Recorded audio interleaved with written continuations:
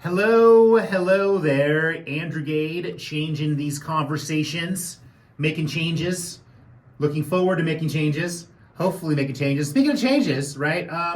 Weren't we supposed to see some change? I think last week we went and what were we doing last? Oh, that's right, we were voting.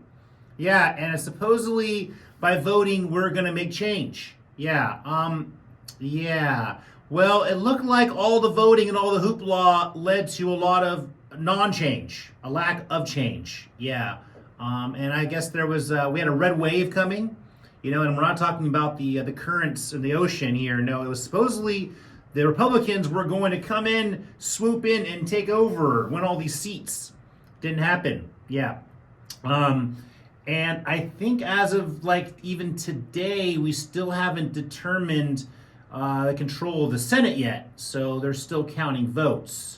So we'll see how that is. Now, again, I don't really trust the voting because it's not ironic that the Democrats held on to their lead and won most races because, at least here in California, the Democrats kind of control the elections and the ballots always seem to favor the Democrats. And I'm not talking about voter fraud, even though I'm talking about fraud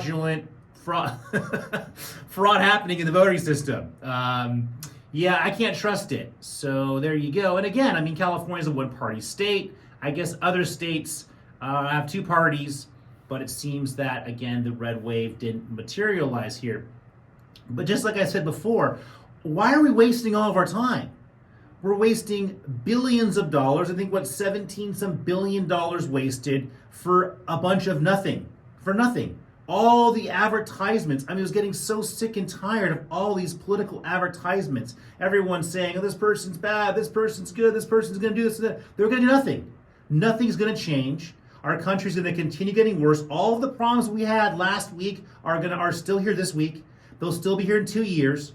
Okay? And we're going to see what happens. And then, of course, the next two people running for president, whether it's Biden or Trump or whatever, are going to promise they're going to fix things. It's not going to happen. As Americans, it's time to grow up and realize our system no longer is relevant. It no longer functions. We need to start from scratch. The Senate we need to literally lay them all off. We need to abolish them. We need to just send them home. Permanent vacation. Senate, Congress, President, we don't need them. The representation model is dead. It doesn't work. Most Americans agree that representatives don't represent their interests. So why do we have them? Why do we keep electing them? And why are we allowed to make decisions in our lives and our futures when we know that they're not doing what's best for us? That's a question I have for you guys out there. Okay? Because again, I created a system and a model when I decided over 12 years ago I wanted to figure out how to fix government. Well, I figured out how to do it. It was to start from scratch. It was bottom up, not top down.